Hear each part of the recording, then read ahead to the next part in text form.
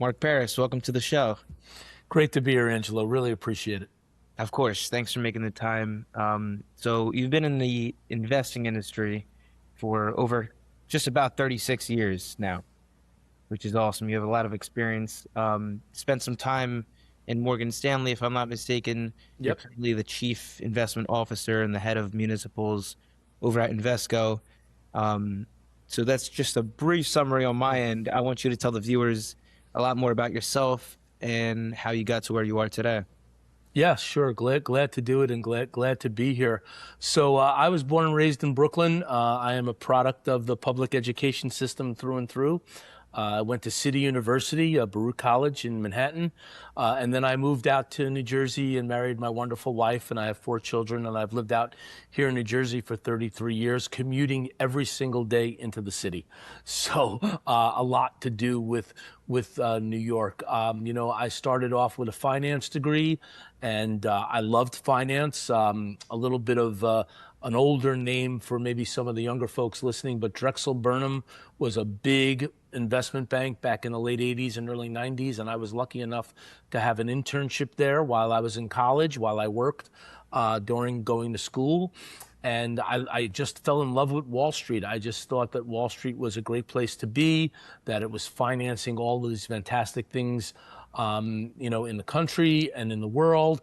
And I was just fascinated by it. So when I graduated college, I looked for a job in finance, and I was lucky to get some good early positions in sales, marketing, a little bit of investment management as well. And then in 1994, I worked with someone at a bank. I was at Nat West Bank in New Jersey. Subsequently was bought by Fleet and Bank of America. But when it was Nat West Bank, it was a regional bank. And this particular gentleman, he traded municipal bonds. And I was fascinated by it. I just thought it was so incredible that he was buying bridges and tunnels and school districts and universities. And so at the end of every night, I'd noticed that I was leaving the office and he was still there. And I said, hey, his name was Scott. I said, hey, Scott, why are you always the last one to leave? He said, well, there's a lot of manual entry. All these trades have to be put into the system. And I said, well, I don't mind hanging around and helping you. And so for about 6 months, I stayed late every night and I helped him enter the trades. And all of a sudden there was an opening on his desk. And he came over to me and he said, hey, would you be interested in learning how to trade municipal bonds? And I said, yeah, but why me? And he said, well, you're the only one that helps me at night. So that's how I got my start in the municipal bond business. And I went from local banks. I also worked at Chase Bank before the JP Morgan merger. And then eventually in 1998, I joined Oppenheimer Funds as a municipal bond trader. And then in 2002, I joined Morgan Stanley Van Kampen as a trader portfolio manager. And that really changed in 2010 when Invesco bought the Van Kampen franchise from Morgan Stanley. And I've been a portfolio manager of municipals ever since. In 2015, they asked me to run the entire municipal business. So we manage about $70 billion in assets. Wow. We have about $50 billion in funds. We have over $20 billion in separately managed accounts. And we manage both high yield and investment grade munis. So very proud of what we've built the franchise to over the last bunch of years. Definitely. And you are specifically in the municipal bonds branch? Yeah, so I am part of Invesco Fixed Income. We are a large fixed income player. Invesco has over $2 trillion in assets under management. Fixed income is about a quarter of that, and municipals are roughly about 15% or so of what we manage in fixed income. I am also a member of the investment strategy team for fixed income. So we talk about where rates are going in general around the globe, what inflation looks like in the United States, what the Federal Reserve is going to do. So as a senior manager, I get to be part of very good discussions with our lead economist, with our other investors of what's going on in the market. But my primary responsibility is our municipal bond investment team. Wow, very interesting. So I want to go back to when you were on Wall Street, and kind of walk me through that experience back in the day, what it was like, the environment, maybe some things that you learned about your job and people in general. Yeah, so Angela, it was definitely a different time. You know, technology wasn't there. Nobody had cell phones. There was no internet. You were lucky if you had email. And so, I would say that in 1987, we had computer screens, but they didn't do anywhere near what they do, today. And so relationships really mattered. How you showed yourself to people, how you, showed up every day for work. It was always very important to me to remember people's names, not just a hey or a hi. Hi, John. Hi, Bill. Hi, Mary. That always seemed to go a long way back then because everything was about relationships Hmm. because we didn't have the technology, that we have today. And I still believe relationships, really matter. But, where people showed a hunger for learning, there were always people to gravitate to. There were always mentors, even if they didn't know they were mentors. Now I have the gray hair and people come to me for mentoring and ask me questions. And I always want to give back because there were so many people in my early part of my career who took the time to explain to me what a bond was, to explain to me how markets work, to explain that, yes, you learn things from a textbook, but until you really get your hands dirty and understand what's going on in a marketplace, the concepts don't really come to life. So, I always made sure that I made good relationships, that I believed in the people I was making relationships to. And I always tell younger folks that, it's not about being respectful of me or somebody else with my experience and my age. It's about understanding them as people. And if you don't think that they're good people, you shouldn't be using them as mentors. If you don't think that they're trustworthy, if you don't think that they're doing this because they want to do this, then you should gravitate away from people like that and really gravitate towards people who want to have a conversation, who want you to learn, who maybe truly believe that we can learn something from you. I mean, I've learned a lot from folks your age. I think, some of my kids, I've learned a lot from my children, and what they're doing and what they believe, not just how to use AI, by the way, but, the little other things that go on. So, the world was a very different place, but, the more things change, the more they say the same. Work with good people, have good relationships, and really follow your ambitions in a way that's not so selfish. We all want good careers. We all want to do well for our families. We all want to make more money. I truly believe, Angelo, that if you put your customers first, your shareholders first, and your company first, that's the way you succeed, especially early in your career. And sometimes I wonder that people just see where they want to go, but they don't see the pathway. And the pathway is if you do right by the customer, if you do right by the shareholder, if you do right by the company, you will be recognized and that will be good for you. Well said. Very well said. I want to tie back to when you mentioned mentors because it's definitely a crucial thing as a young person to have the right mentors and make sure you're surrounded by the right people who are good people. So, Mark, when you were early on in your career, was there any person or people that had a significant impact on your life as a mentor? Yeah, absolutely. When I had that internship at Drexel Burnham, we kind of noticed that my sister's neighbor worked at Drexel Burnham, and he is a wonderful man. He's retired now, and this gentleman Eric really took me under his wing, explained to me what the opportunities were in finance. Thought I was a person that could grasp things quickly. He actually hired me twice after I graduated college. The last time at Nat West Bank. And then at Nat West Bank, the gentleman Scott that I mentioned earlier was a tremendous mentor to me. We knew that we could trust each other. He didn't just want to talk and have me listen. He actually wanted me to be involved in things. I remember going home in my early years of my marriage and telling my wife, well, they're saying there's no training program. How am I going to learn how to train bonds if there's no training program? And he was like, no, you got to get in the water. You got to be swimming. You got to be active and you got to learn. And, there's a quote that I love, and I don't know who said the quote, but, experience good decisions come from experience. Good decisions come from experience, but experience comes from making mistakes. And people need to let people make mistakes sometimes. A couple of years ago, I brought on a new portfolio manager. She is absolutely incredible right now, but I let her buy a lot of paper and do a lot of things and do things that she thought was right because she had to get a sense she wasn't from the money management side, she was from the sales side of things. And so she had to get a sense for how to do things. And if you don't give people a leash, if you don't give them rope, it's hard for them to learn. So, I was lucky enough to have mentors. And then later on in my career, I always try to be available for younger folks or new folks coming into the department to say, hey, what do you think of this? And what do you think of that? But again, I can't stress to you enough, it's really important to have that mutual relationship. They know that I respect them. They know that there's something I can learn from them.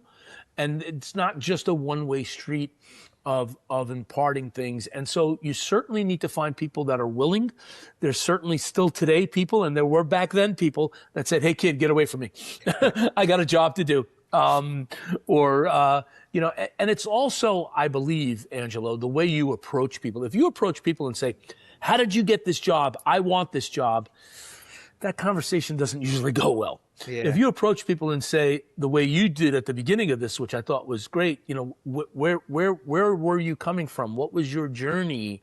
What decisions did you have to make during that journey? It's a much more open conversation in my mind. So I truly believe mentorship is great. It helped me in my career. I want to do it more, but I think it has to be a meet in the middle. The person who you're mentoring has to respect you, vice versa, and you have to learn from each other. It can't just be a one-way street. Definitely. I agree.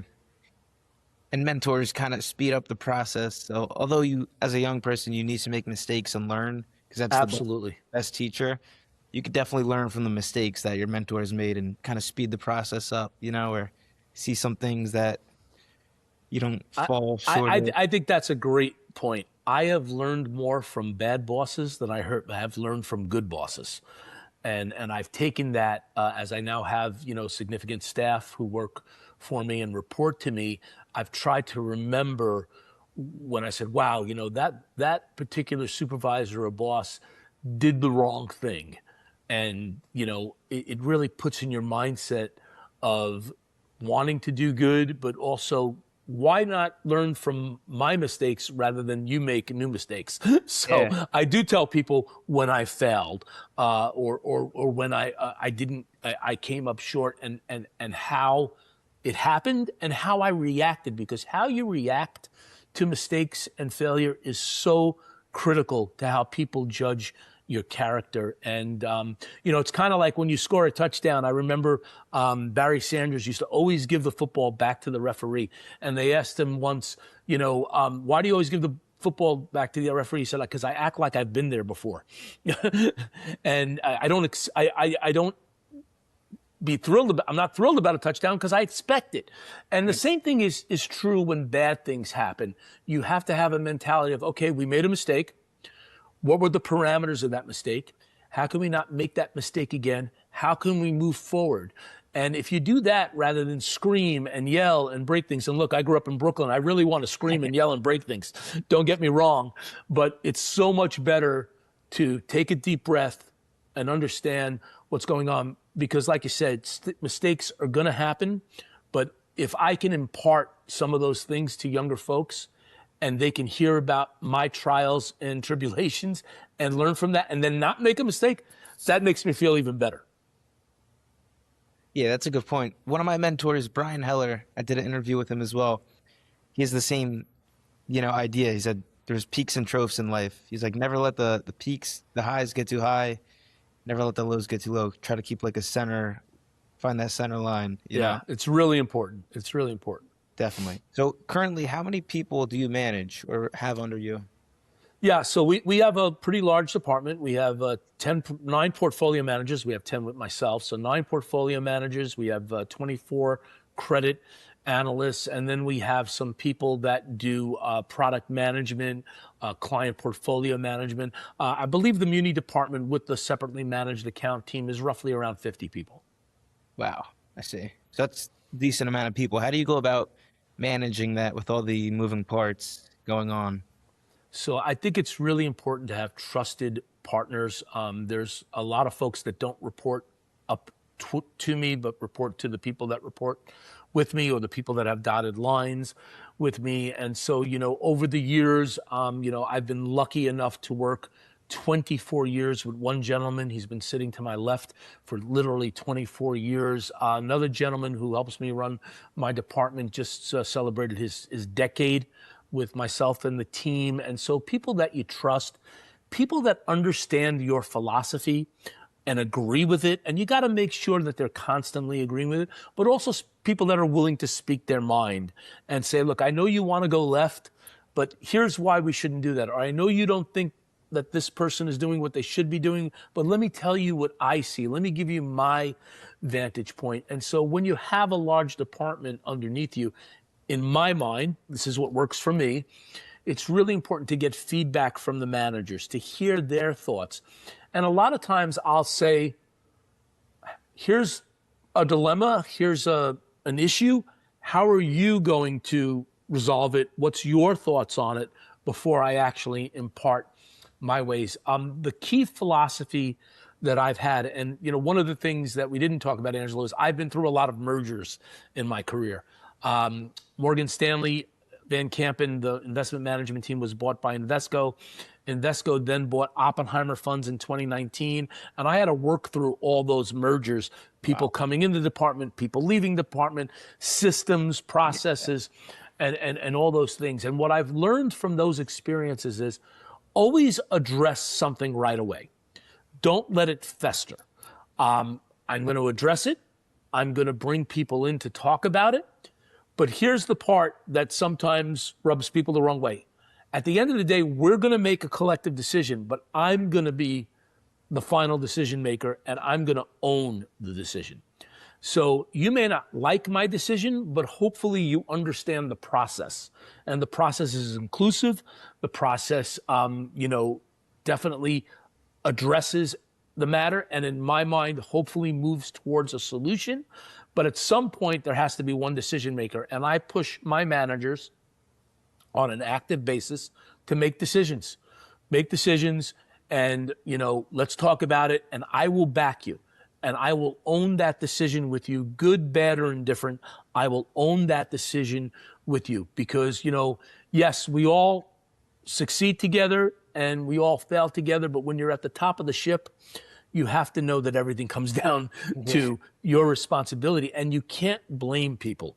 And so the people that work for me know that I'm never going to say that was their fault. This was our issue. This was our mistake. This is what we learned from it. This is how we dealt with it. But success has many fathers and mothers. So we can all enjoy the successes, that we have. But, you've got to be able to trust people. You got to be able to get along with people. And I know some managers will say, well, I don't really care. I don't want to be friends with my staff. It's not about being friends with them. It's about really getting along with them. You spend more time at work than you do with your family in hours. If you take out the hours that you sleep, I've been with people that I work with many more hours during the course of a year than I have been with my kids and my wife. That's just the way the math of it works. And if you don't get along with people, if you're not in a good mood with them, if you can't be in a place where you can trust them, that's going to make things really hard. So one of the things that we look for when we hire people into our division is what type of person are we hiring? Someone trustworthy, someone hardworking, but also someone who understands the personalities. And I will say this, Angelo, what I've learned over the last 2 decades of managing people, you want diversity of opinion, you want diversity of background, you want diversity on so many different levels, because diversity is what makes us strong. Because if we all go the same route, then we're just a bunch of lemmings and we're all going to make the same decision. Yeah. Yeah, it's a great point. I think having that person who has the opposite view kind of challenges your repetitive thoughts or opinions. It's kind of good to keep an open mind. Group thought is always a dangerous thing. Yeah. So that's great advice right there. I kind of want to dive into your day in the life. your day-to-day operations, or even a week, what your week looks like. Yeah, so as head of the muni department, there's a lot of different things that do go into it. First of all, performance is number one. We have shareholders that invest in our funds, that are invested in our separately managed accounts. We have some ETF funds as well. And so always the most important thing is, how are you performing? For us, performance is a relative tool. How are we doing within the Morningstar peer group or the Lipper peer group versus our competition? Where is our total return? What is our yield? And so that's a big focus of mine, but also promoting the business, growing the business, bringing new assets in. And obviously, if you have good performance, you're going to be able to bring some new assets in, hopefully. So those are my two mandates that my boss gives to me. And then I start my day off. I have a nice office in Manhattan, but I like to sit on the trading desk. I like to sit on the trading desk because, as I said, one gentleman sits right to the left of me for the last 24 years. A new portfolio manager that we brought in 2 years ago sits to the right of me. The team is all around me. We're actually in several locations. We have a location in Rochester, New York. We have a location in Downers Grove, Illinois, in the Chicago area. So we're in 3 different locations, but we're constantly in contact with each other. And so, when I come in the morning, I check the chat rooms. Bloomberg is something that many investors use to chat with each other and also to a chat outside the firm. Teams has brought a whole new world to us with instant messaging and, Teams meetings and recording those Teams meetings. But I like to look at my day as a week, as you say. Monday mornings, we have a portfolio management meeting. All the portfolio managers get together. We talk about what we're seeing in the market, what we think we're going to see this week, how we're generally positioning the portfolios. Monday afternoon, we meet with the credit team, and the credit team goes over really difficult credits with us. What we think we need to tweak to make the credit stronger, why we think this is not at the proper yield that it should be, what we should ask for in the covenant or yield. And then by Friday, we actually have an end. We just finished it just recently, today. One portfolio manager goes over everything that happened during the week with the entire team. And the whole team dials into this call, and we talk about that. So, during the course of a day, I may grab a portfolio manager and say, why are we positioned this way? Or what do you think about this new deal? Or is our duration right? Or I might have a conversation with an analyst about how many basis points of risk they think we should be taking in a particular position. Conversely, I might meet with somebody from our client portfolio team who says, hey, Mark, we're going to do a call this week with some financial advisors from this firm or that firm. I've done some media. So I was on TV last week, which was a lot of fun. I met with a roundtable of reporters this week to talk about the municipal market. We want to get our brand out there. We want to get our name out there. We want to get our opinions out there to the marketplace. So there's a lot that goes on. And then during the course of the week, I'm in several management meetings. Like I told you, I'm on the investment strategy team where we talk about what's going on with the economy. What does the Iran war mean for bonds? What do bonds mean for equities and vice versa? And so I'll have input there into what's going on. I'm blessed at Invesco that we have very smart people, not just who work for me, but colleagues.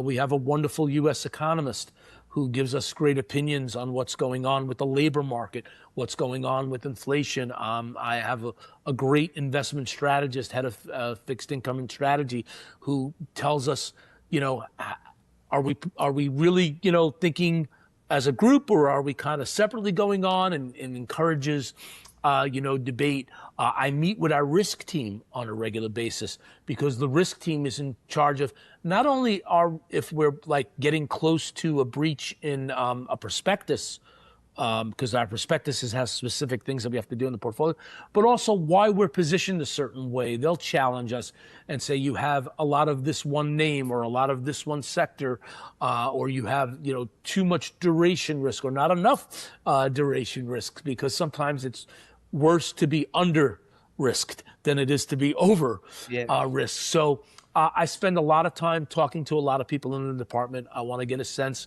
for what their thoughts are. I want to get a sense for what's going on. But most importantly, I want to drive process. And our process is we are a fundamental bottom-up investor. We do a tremendous amount of credit research. We then match that credit research with experienced portfolio managers that understand the municipal bond market. The municipal bond market, in case you don't know and those don't know, it's not a quoted market. It's an over-the-counter market. A lot of things are still done over the phone. Portfolio managers do a lot of their own trading. They don't put their orders in through a trading desk internally. They actually go out and talk to salespeople at other big shops, trading desks, underwriters, bankers, because this market is still one of those markets where a lot of anomalies exist, and there's still a lot of benefit you can get from taking advantage of those little anomalies. A good example would be if there's one particular bond, let's say New York City water and sewer bonds, I might call 3 different shops and get 3 different bids for that bond. So you've got to really know where your relationship is, who can put capital up, who trades that bond really well, or who wants another bond, and you might be able to sell a different bond to them, plus sell that bond or buy that bond. So it's not a market where you're just looking at a screen all day, seeing prices and hitting buttons. You're actually going out in the marketplace. So I want to know how those relationships are going too. So it's a long way of saying it's a pretty busy week and a pretty busy day, but I thoroughly enjoy it. Well, I think that's most important, right? Enjoying all that you do. A lot of people don't enjoy what they do, unfortunately. But Mark, let's say we're in a classroom right now, and there's a bunch of people who are my age, and they ask you, what even is a municipal bond? I want you to answer that. Yeah, so I want people to think about when they wake up in the morning, they turn their lights on. We invest in the power company bonds. When they go to brush their teeth and they turn the water on, we invest in the water and sewer bonds. When they get in their car and they drive to work, we invest in the toll road that they take. So think about essential services and infrastructure. And infrastructure includes hospitals and universities. A municipal bond allows all of these entities to finance at a tax-free rate, which means they get to borrow at a lower rate than corporate bonds do, than let's say United Airlines, IBM, Google. They all have to invest at the taxable rate. But municipalities get this tax exemption because we want to support our infrastructure. We want to support our education system. We want to support our hospitals. And so for over 100 years, this has existed, where borrowers get to have a lower borrowing rate and investors get the benefit of taking that interest and not having to pay taxes in that interest. And, my kids used to laugh at me, Angela. We would land somewhere on vacation, and I'd say, our portfolio owns that hospital, that toll road, that university, and the kids would get a really big kick out of it. Now we land somewhere, and they're much older, and they're like, yeah, Dad, we know you. Well, you're an investor in this, you're an investor in that. But, think about the lifeline of New York City, the MTA authority. They have a tremendous amount of bonds out there outstanding, and investors get to invest in those bonds, get a tax-free rate, and for that tax-free rate, the MTA gets to borrow at a lower rate than the corporates do. I think that's the easiest way to explain the municipal bond market. Yeah, that makes great sense. Do you think, well, my question is, can anybody invest in municipal bonds? Absolutely, and there's many, many vehicles and many, many wrappers to do it. There are mutual funds. There are separately managed accounts that have a minimum of amount of money where an investor will pick the bonds for you and manage that as a portfolio. There are a lot electronically traded funds that usually don't have any minimums at all to get into. And then you can certainly, as an investor, buy individual names. You'll call up either a discount broker or a main brokerage company, and you can go out and buy individual names yourself. I would say that a great way to start is in a managed trading product like an ETF or a mutual fund, because then you get professional management, you get a really diversified portfolio, and you can learn about what's going on. And as folks, get into the working world and start making money. I always say it's not what you make, it's what you keep. And so if you have money in a money market account, or you have money in some sort of investment account, remember that when you take capital gains on that, you're going to have to pay taxes on it. Same thing with munis if you take capital gains, but the interest that you get from municipal bonds is tax exempt. And even if you have a small portfolio, it could make sense for you to add that to your portfolio as a diversifier and as a way to get some good income that you don't have to pay taxes on. I see. What is the difference between a CD and a municipal bond? Are they similar? No, not at all. So a CD, number one, is taxable. So the interest that you get, you will get a 1099 for that and have to pay taxes on that interest. The CD is backed by a bank, so whatever bank that you're buying the CD from. And the CD usually has to be held for a certain amount of time, 3 months, 6 months, 1 year, 2 years. A municipal bond is issued by an essential service infrastructure type of entity, New York City, New Jersey, a hospital, a university. It can have a term anywhere from 1 year to 30 years. It has a coupon that is tax exempt, so you don't have to pay any taxes on a coupon, and it trades on a regular basis. So you may not like the price that you get for the municipal bond, but you will get a price for that municipal bond, or you will get a price for that fund or ETF that you own when you go to sell that, and you will have to pay the current market price when you go buy it, whereas a CD is going to be pretty much at a fixed rate, and you really can't do much until it matures. Now, the one interesting thing that we haven't talked about, just real quick, is you wouldn't probably want to own a municipal bond in a tax-exempt account, like a 401k or an IRA, because the interest is tax-exempt. You probably want to max out your interest and get more interest for what you earn. So most of people that own municipal bonds hold them in their personal accounts and are using them for their personal money that's outside of retirement money. Got it. That all makes sense. So let's say you go back to being 20, 21 years old. You have about $500 per month that you want to invest. You're starting with a blank portfolio. How would you diversify? How would you manage your risk? How would you kind of build that portfolio?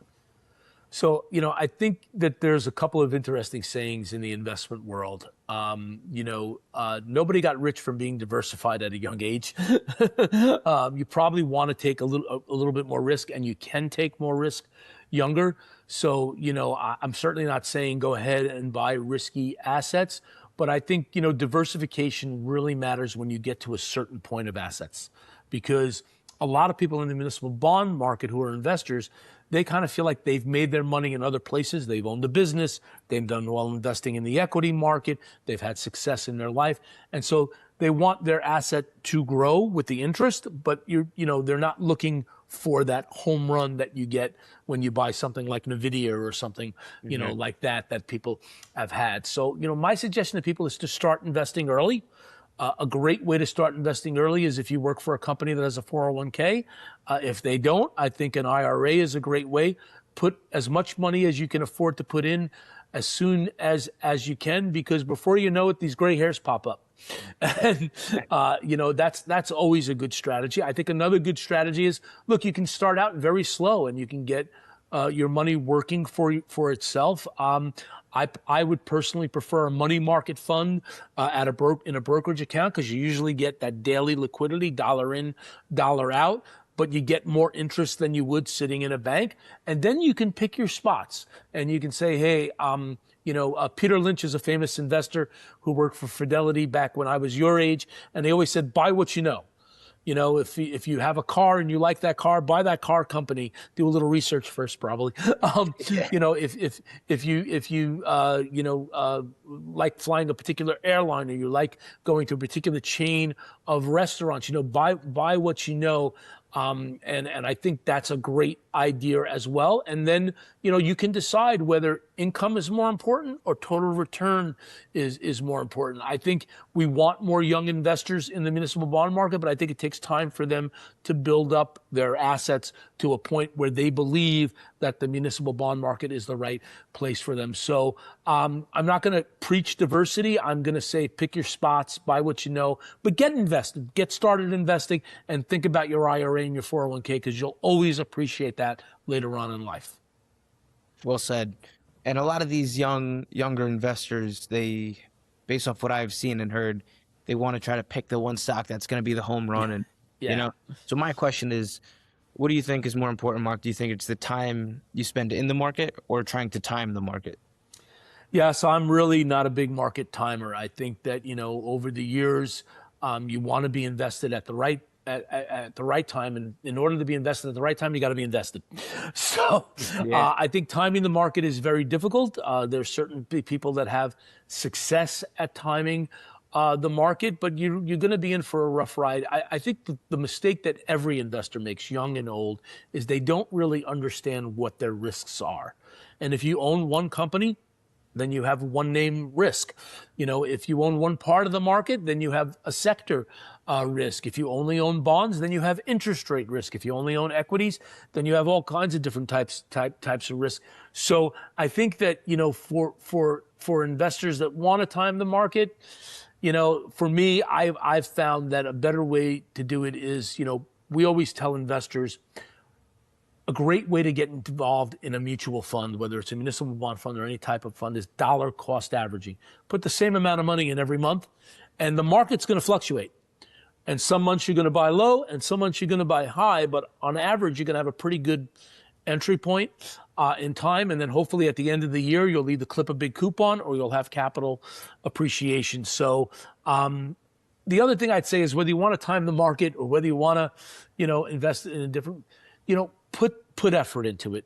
There's so much information out there now, Angela. My God, there's AI, there's Google, there's so many ways to look up things and learn. And then you can bring your own perspective to it, but also you can look up other people's perspectives and you can see what other people think of things. So I think, don't just take one person's advice. Don't just take a stock tip or something like that from somebody. Go ahead. This world that we live in gives us all an amazing amount of opportunity to go out and grab information and grasp information. And whenever people put the work in, I think they're always content with the decisions that they make. So my advice is, put the work in. Great advice. I think a lot of people my age need to hear that. A lot of people, everyone needs to hear that.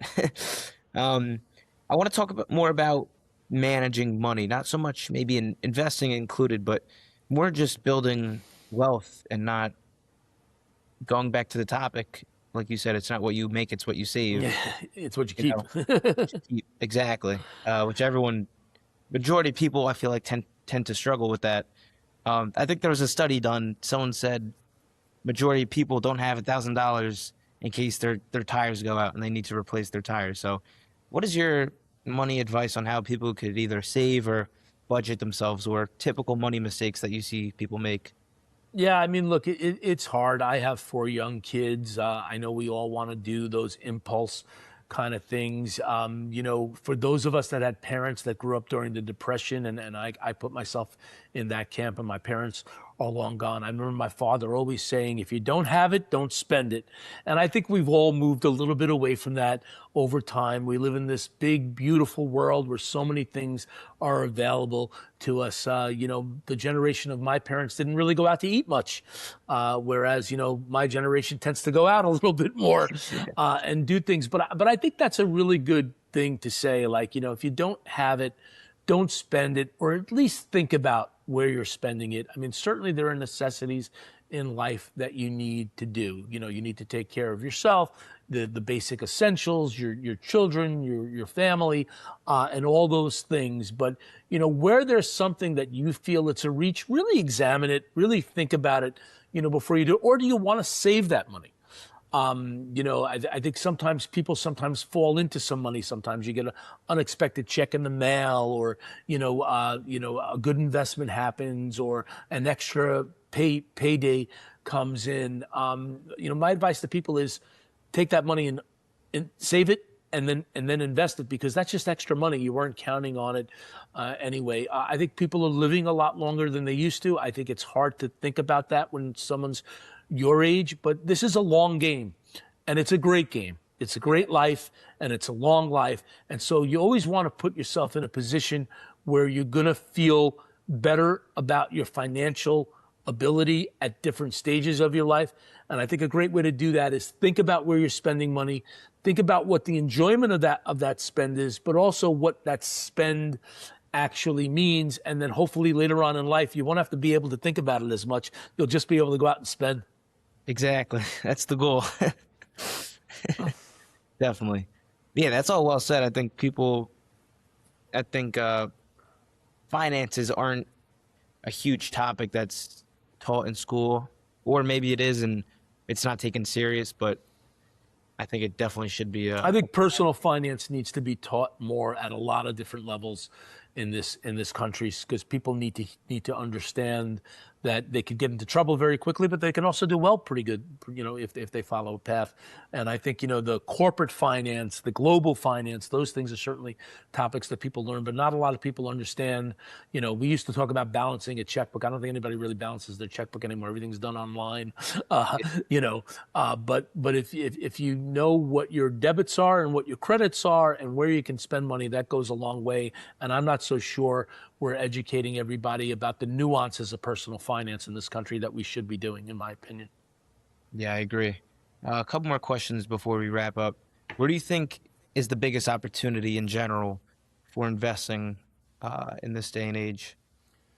So I am a huge believer in the growth of America. I think that America is one of the greatest economies, if not the greatest economy, that there's incredible opportunity here. And so rather than talk about like an individual investment or munis or equities or corporate bonds, I believe in that if you invest in America for the long term, if you buy municipal bonds for the long term, if you buy a solid corporation in America for long term, if you buy equities in something that you believe is going to be around for a long time, this experiment that's going to be 250 years old in a couple of weeks is a wonderful, beautiful experiment. And growth always happens. And I think about where the Dow Jones was when I graduated college in 1989 and 1990 and what it is today. And if somebody told me that it would be multiple times growth like that, I'd go, oh, no, how could that happen? And yet that's exactly what happened. And now I realize why it happened, because the same beliefs that I had when I was young, that this is the best economy, this capitalism works, that, growth in the United States can happen. I think there were times in this country where we were stymied by inflation, and people are talking about inflation now. As a very young kid, I remember inflation being double digits and more. And so we're not there. Hopefully we never get there. But, the way to counter inflation is to invest in things that you think are going to have growth, whether that's a bond that pays a good coupon, whether that's an equity security. I really, truly believe the best advice I could give to people is think in the long term and invest in the United States. That's not to say that emerging markets isn't a great place to invest, that Asia's not a great place to invest. But early on in your life, I think you know a lot about America. You know a lot about the industries that thrive in this country, a lot about the financial system, and why not invest in those things? Because over my career, those seem to have been a great place to keep money for a long time. Good point. Great point. And someone who's at the beginning of their career or middle of their career, they want to do well in life. They want to achieve financial success and security, or even generational wealth. What's either career advice or something that you could leave with them to motivate them or educate them on making it happen?